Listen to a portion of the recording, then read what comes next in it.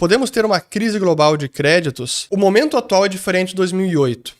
2008 foi muito focado no setor imobiliário. Ali houve a grande alavancagem e endividamento em nível global, Estados Unidos, Europa, Islândia, Dubai, bolhas imobiliárias, e os créditos ruins estavam no setor imobiliário, nas hipotecas. Então aí havia uma crise de crédito no setor imobiliário, porque esse foi o setor que incentivaram demais, estimularam demais, foi sobredimensionado, acabou gerando excessos, uma bolha, e os créditos se revelaram ruins, podres, tóxicos, ativos com problema.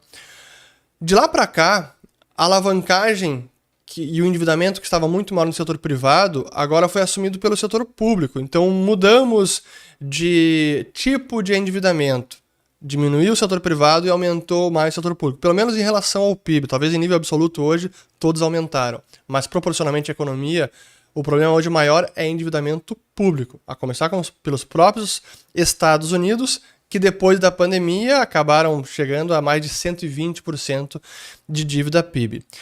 Então esse problema de crédito global hoje está concentrado nos governos, o que é paradigmático porque toda a regulação bancária favorece a compra de ativos de governos, favorece a dívida pública soberana porque qualifica ela como dívida de nenhum risco, ou de quase nenhum risco, livre de risco, segundo os livros textos de finanças.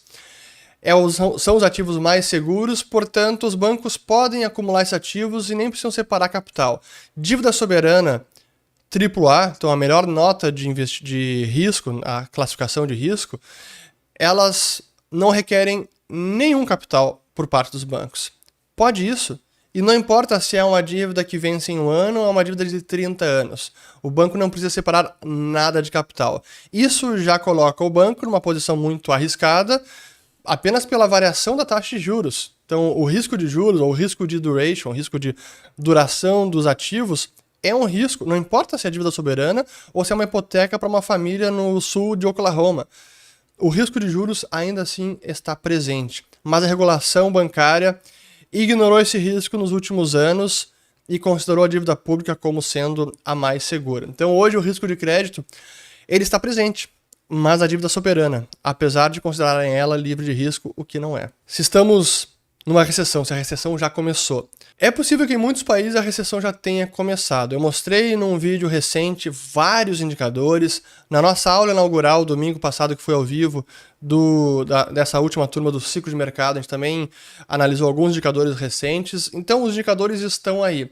Mas eu diria para vocês fazerem o seguinte exercício. Conversem com colegas de trabalho, conversem com superiores, com diretores das empresas, conversem com amigos, com familiares. Perguntem como estão as empresas, as profissões, como é que estão as vendas, a clientela aumentou, diminuiu, está difícil de vender, estoque aumentou, estão pedindo desconto. Perguntem e tentem fazer essa avaliação no seu entorno, como é que está a sensibilidade do pessoal, a economia está piorando, está melhorando, isso é importante também, então façam isso. Pergunta pessoal se você tem amigo que mora fora também, como é que está a economia lá fora.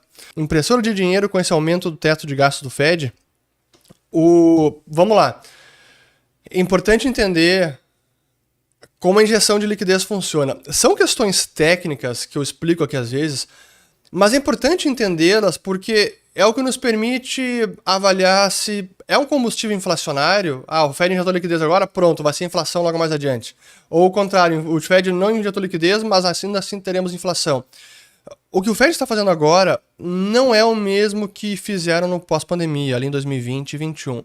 Isso é injeção de liquidez para o sistema bancário. Ainda é aquele dinheiro que fica represado nos bancos e não circula na economia. Então essa ajuda de agora, e que na semana agora que passou e que o Fed soltou o seu balanço na quinta-feira à tarde, houve um aumento de 300 bilhões de dólares. Então essa foi a injeção de liquidez nessa semana para socorrer bancos. Isto é inflacionário? Não necessariamente, porque é um dinheiro que fica represado nos bancos.